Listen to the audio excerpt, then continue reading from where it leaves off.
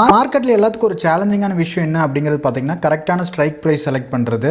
So இதை வந்துட்டு ஏன் நான் சேலஞ்சிங் அப்படிங்கன்னு சொல்கிறேன்னா, ஸ்ட்ரைக் ப்ரைஸை நிறைய ஈவெண்ட்ஸ் வந்துட்டு இம்பாக்ட் பண்ணும். ஃபார் எக்ஸாம்பிள் ஆர்பிஐ வந்துட்டு மானிட்டரி பாலிசி இன்ட்ரடியூஸ் பண்ணாங்கன்னா அது ஒரு வகையை இம்பாக்ட் பண்ணும் மார்க்கெட் என்டையர் நிஃப்டியவே. திடீர்னு பக்கத்து நாட்டு கூட பிரச்சனை அப்படின்னா அது ஒரு பர்சன்டேஜ் வரைக்கும் மார்க்கெட் இம்பாக்ட் பண்ணும். அதுக்கப்புறம் எஃப்ஐஐ டிஐ வந்துட்டு ப்ராஃபிட் புக் பண்ணுவாங்க, 2 பேர் சேர்ந்து, இல்லை 2 பேர் தனித்தனியாகவும் புக் பண்ணுவாங்க. அதுவும் வந்துட்டு மார்க்கெட்டை ட்ராக் பண்ணும். அதுக்கப்புறம் பார்த்திங்கன்னா திடீர்னு எக்ஸ்பிரி வரும். நம்ம வாங்கி வச்சுருக்கிறோம் இந்த ஈவெண்ட்ஸ் எல்லாம் இம்பாக்ட் பண்ணி எக்ஸ்பிரி வந்துடும். ஒர்த்லெஸ்ஸாக சில டைம் வந்துட்டு நம்ம வாங்கின ஆப்ஷன்ஸ் வந்துட்டு எக்ஸ்பயர் ஆகும். ஸோ இதெல்லாம் வந்துட்டு சில ஈவெண்ட்ஸ் வந்துட்டு நம்ம ப்ரெடிக்ட் பண்ணலாம், சில ஈவெண்ட்ஸ் வந்துட்டு அன்ப்ரெடிக்டபுளாக இருக்கும். ஸோ ப்ரெடிக்ட் பண்ணுற ஈவெண்ட்ஸ் வந்துட்டு ஆல்ரெடி நான் வந்துட்டு வீடியோ போட்டிருக்கேன், மேலே கார்ட்ஸில் கொடுத்துருக்கேன் எக்கனாமிக் கேலண்டர் அப்படின்ட்டு. ஸோ அந்த ஈவெண்ட்ஸ் பேஸ் பண்ணி நீங்கள் வந்துட்டு ஆப்ஷன் ஸ்ட்ரைக் ப்ரைஸை செலக்ட் பண்ணலாம் ஓரளவுக்கு. அது போக நார்மல் டேஸில் இந்த ஈவெண்ட்ஸ் எல்லாம் ரேராக தான் வரும். நம்ம சில ஈவெண்ட்ஸ் ஆல்ரெடி ப்ரெடிக்ட் பண்ணுறதுனால ஓரளவுக்கு நம்ம வந்துட்டு கேர்ஃபுல்லாக இருக்கலாம். ஸோ இந்த அன்ப்ரெடிக்டபிள் ஈவெண்ட்ஸ் வந்துட்டு அடிக்கடி வராது, எப்பாவது அதுவும் பார்த்திங்கன்னா மந்த்லி ஒரு 1 or 2 வரும். ஸோ அந்த மாதிரி அதாவது ரிசல்ட்ஸ் வந்துட்டு ஏதாவது ரிலீஸ் பண்ணும்போது அப்போ தான் வந்துட்டு ப்ராப்ளமாக இருக்கும்.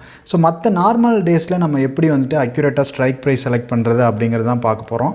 ஸோ ஃபஸ்ட்டு மேக்ஸிமம் வந்துட்டு நிறையா தப்பு பண்ணுறது என்ன அப்படிங்கிறது நம்ம கரெக்ட் பண்ணிக்கிட்டாலே நம்ம ஓரளவுக்கு அக்யூரேட்டாக ஸ்ட்ரைக் ப்ரைஸை செலக்ட் பண்ணிக்கலாம். இது வந்துட்டு ஒரு பெரிய ரொம்ப சேலஞ்சிங்காக அப்படிங்கிறதும் நான் சொல்ல மாட்டேன்.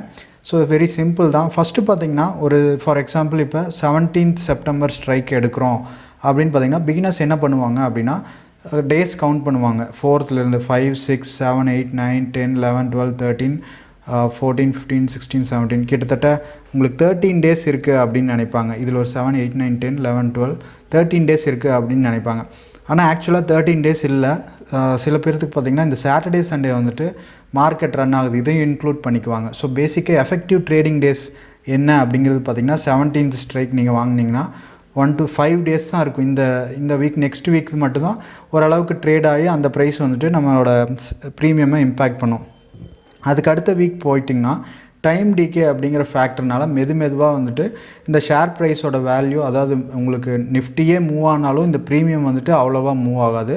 அந்த இடத்துல நமக்கு லாஸ் ஆகிறதுக்கு சான்ஸ் இருக்குது. ஏன்னா ஒர்த்லெஸ்ஸாக நம்ம வந்துட்டு பாசிட்டிவ் போகும்னு நினைப்போம், நிஃப்டி என்ன தான் மூவ் ஆனாலும் போகாது. ஸோ இதை வந்துட்டு ஒரு இந்த exclude Saturday Sunday next time நீங்கள் ஒரு ஸ்ட்ரைக்கு செலக்ட் பண்ணுறீங்க எக்ஸ்பிரி டேட்டை சூஸ் பண்ணி அப்படின்னா சாட்டர்டே சண்டே என்ன மற்ற ஏதாவது ஹாலிடேஸ் இடையில வருதா அதெல்லாம் வந்துட்டு கேல்குலேட் பண்ணிவிட்டு அதுக்கப்புறம் ஆப்ஷன்ஸை பை பண்ணுங்கள். இது ரொம்ப முக்கியமானது.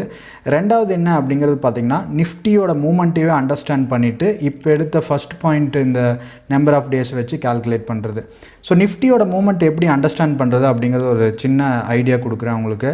நார்மலாக பார்த்திங்கன்னா நம்ம நிறைய பேர் என்ன பண்ணுவோம் அப்படின்னு பார்த்திங்கன்னா நிஃப்டி ஆல்ரெடி ஒரு பாசிட்டிவில் போயிருந்தது அப்படின்னா ஃபர்தராக ஆல்ரெடி பாசிட்டிவில் போனோன்னா ஃபர்தராக பாசிட்டிவாக அவுட் ஆஃப் த மணி காலை அக்ரெசிவாக பை பண்ணுவோம். இப்போ வந்துட்டு 11,800 கட்டல் 600 அந்த டைம்லலாம் இருந்தப்போ உங்களுக்கு 800லாம் இருந்தப்போ இந்த இடத்துல பார்த்திங்கன்னா நிறைய பேர் 12,000 காலை பை பண்ணியிருந்தாங்க. எனக்கு தெரியும் சார், நான் 12,100 எடுத்திருக்கேன் அப்படின்னு நிறைய பேர் சொல்லுவாங்க.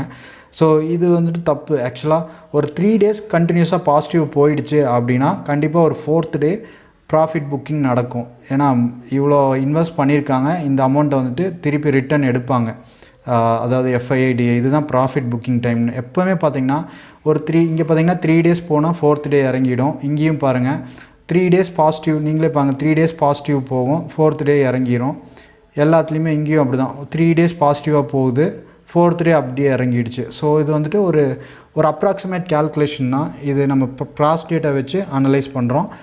ஃபார் எக்ஸாம்பிள் இப்போ மார்க்கெட் வந்துட்டு பீக்கில் இருக்கும்போது நீங்கள் வந்துட்டு கால் ஆப்ஷன் எடுத்து வச்சுட்டிங்க, ஆல்ரெடி பீக்கில் இருக்கும்போது திடீர்னு ப்ராஃபிட் புக் பண்ணி வந்துட்டு மார்க்கெட் கீழே வந்துருச்சு. ஸோ இப்போ அடுத்தது எப்போ அந்த ரேஞ்சுக்கு போகும் அப்படின்னு பார்த்தீங்கன்னா 4 or 5 டேஸில் மார்க்கெட் கீழே தான் சுற்றிட்டுருக்கோம். டெய்லி ஒரு 50 பாயிண்ட் 100 பாயிண்ட்டுக்குள்ளே தான் சுற்றிட்டுருக்கோம்.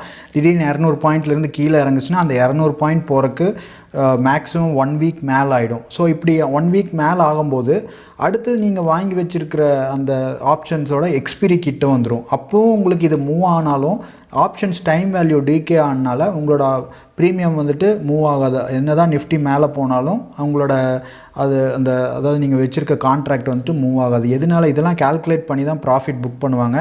அதனால் நீங்கள் ரொம்ப கேர்ஃபுல்லாக இருக்கணும் இந்த இடத்துல.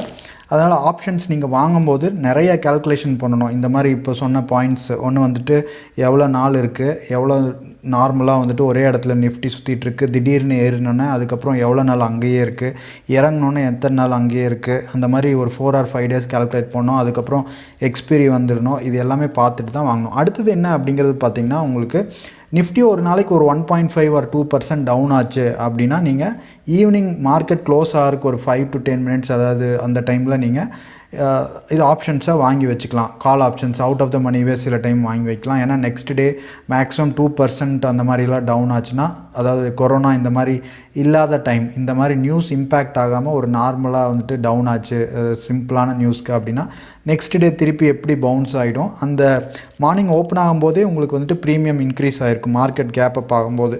அப்போ நீங்கள் குயிக்காக ப்ராஃபிட் புக் பண்ணிவிட்டு அந்த மாதிரியும் கூட பண்ணலாம். நீங்கள் அப்படி பண்ணும்போது உங்களுக்கு ஒரு அந்த ஆசிலேஷன், ஏன்னா திடீர்னு நீங்கள் ஆல்ரெடி பாசிட்டிவ் வாங்கியிருக்கும் போது நெக்ஸ்ட் டே கேப் டவுன் ஆச்சுன்னா இன்னும் ப்ராப்ளமாக இருக்கும். அந்த இடத்துல வர்றக்கே ரொம்ப நாள் ஆகிடும். அதுக்குள்ளே எக்ஸ்பீரி வந்து முடிஞ்சு போயிடும். ஸோ இது வந்துட்டு ஒரு முக்கியமான ஈவெண்ட். இப்போ வந்துட்டு நம்ம என்னென்ன ஈவெண்ட்ஸ் பார்த்துருக்கோம் அப்படின்னு பார்த்திங்கன்னா, உங்களுக்கு நம்பர் ஆஃப் டேவை கவுண்ட் பண்ணுறது, எப்படி நிஃப்டி மூவ் ஆகுது அப்படிங்கிறது ஒரு அண்டர்ஸ்டாண்ட் பண்ணிட்டோம். அப்புறம் பை ஈவினிங், அதாவது நிஃப்டி 3:30க்கு மேலே வாங்க சொல்லியிருக்கேன். எந்தெந்த எக்கனாமிக் ஈவெண்ட்ஸ் வருது அப்படிங்கிறது பார்த்துட்டு அதுக்கு தகுந்த மாதிரி பிளான் பண்ணுறது. இன்னொன்று என்ன இதில் அப்படிங்கிறது பார்த்திங்கன்னா, கம்பெனியோட ரிசல்ட்ஸ் எப்போ வருது அப்படிங்கிறத ப்ரெடிக்ட் பண்ணி ஆல்ரெடி பாட்டமில் இருக்குது அப்படிங்கிறதும் வாங்கணும். ஏன்னா கம்பெனி ரிசல்ட்ஸ் சில டைம் பாசிட்டிவாக வந்தாலும் உங்களுக்கு ஷேர் ப்ரைஸ் வந்துட்டு நெகட்டிவாக போயிருக்கு, அதுவும் பார்த்துக்கணும். அப்படியே நீங்கள் வாங்குறதா இருந்தாலும் ரொம்ப சீப்பாக வாங்கணும் அவுட் ஆஃப் த மணி ஆப்ஷன்ஸை, நல்லா பாட்டமில் இருக்கும்போது. ஸோ அந்த இடத்துல ரொம்ப ரொம்ப கேர்ஃபுல்லாக இருக்கணும். அப்போவும் வந்துட்டு இந்த கேல்குலேஷன்ஸ் எல்லாம் பண்ணிக்கணும். இதுக்கு முன்னாடி எவ்வளோ தூரம் பீக்கில் போயிருக்கு, வந்தால் எவ்வளோ தூரம் போகும், நமக்கு வந்துட்டு பிரேக் ஈவன் ஆகுமா அப்படிங்கிறது எல்லாமே கால்குலேட் பண்ணணும். அடுத்தது பார்த்திங்கன்னா, ஏதாவது இப்போ வந்துட்டு ஏதாவது ஒரு நியூஸ் வந்துட்டு அக்வயரிங் பண்ணுறாங்க. இப்போ ரீசெண்டாக ஃபியூச்சர் ரீட்டெயிலில் வந்து அப்போ பார்த்திங்கன்னா ஒரு சின்ன அமௌண்ட் கொடுத்து நம்ம ரெடியாக இருந்திருக்கணும் நெக்ஸ்ட் மந்த்துக்கு. இப்போ வந்துட்டு ஏதாவது டாக்ஸ் நடக்குது அப்படின்னா நீங்கள் நெக்ஸ்ட் மந்தோடதை ரொம்ப அவுட் ஆஃப் த மணியை லைட்டாக வாங்கி வைக்கலாம். அது கொஞ்சம் அக்யூரேட்டாக சொல்ல முடியாது, இருந்தாலும் ரிஸ்க் எடுக்கிறீங்க அப்படின்னா ரொம்ப அமௌண்ட் வந்துட்டு மேக்ஸிமம் ஒரு 2000-3000க்குள்ளே கிடச்சா வாங்க, இல்லைன்னா விட்டுருங்க. ஸோ இந்த மாதிரி வேரியஸ் ஃபேக்டர்ஸ் யூஸ் பண்ணி நம்ம ஆப்ஷன் ஸ்ட்ரைக்கை செலக்ட் பண்ணலாம். ஸோ ஆப்ஷன் ஸ்ட்ரைக்கோட ப்ரைஸும் பார்த்துக்குங்க, ஒர்த்தாக நம்ம வாங்குறது, இந்த அவுட் ஆஃப் மணி இவ்வளோ நாள் இருக்குது அப்படிங்கிறத பார்த்துட்டு வாங்க. ஸோ இதெல்லாம் ஒரு சில பாயிண்ட்ஸு என்னோடய இதிலேருந்து சொல்கிறேன். இன்னும் நீங்கள் வேறு எதை மாதிரி செலக்ட் பண்ணுறீங்க அப்படின்னா உங்களோட தாட்ஸும் ஷேர் பண்ணிக்கோங்க. ஸோ உங்களுக்கு வந்துட்டு எந்த மாதிரி எக்ஸ்பீரியன்ஸ் ஆகிருக்கு அப்படிங்கிற ஷேர் பண்ணும்போது எல்லாத்துக்கும் யூஸ்ஃபுல்லாக இருக்கும். So thank you, bye bye. ஏதாவது டவுட் இருந்தால் கீழே வாட்ஸ்அப் பண்ணுங்கள். ஒரு ஐடியா கிடச்சிருக்குன்னு நினைக்கிற பிகினர்ஸாக இருந்தீங்க அப்படின்னா எப்படி வந்துட்டு ஸ்ட்ரைக் செலக்ட் பண்ணுறது அப்படிங்கிறத, எப்படி நிஃப்டி மூவ் ஆகுது, என்னென்ன ஈவெண்ட்ஸ் இம்பேக்ட் ஆகுது, எவ்வளோ நாள் இறங்குனா அதே இடத்துல சுற்றிட்டுருக்கு நிஃப்டி அப்படிங்கிறதெல்லாம் ப்ரீவியஸ் சார்ட் எடுத்து பாருங்கள். இந்த மாதிரி பார்க்கும்போது உங்களுக்கு ஒரு கிளியர் ஐடியா கிடைக்கும். ஒரு நாளும் பார்க்கும்போது எப்படி மூவ் ஆகுது, எப்படி பாசிட்டிவாக போகணுன்னா எவ்வளோ தூரம் கேப் டவுன் ஆகுது, கேப் அப் ஆகுது அப்படிங்கிறதெல்லாம் பார்த்திங்கனாலே, ஏன்னா history repeats itself most of the time. இதே பேட்டர்ன் தான் மேக்ஸிமம் ஃபாலோ பண்ணுவானுங்க FII DI, அதனால சொல்கிறேன். Thank you, bye bye.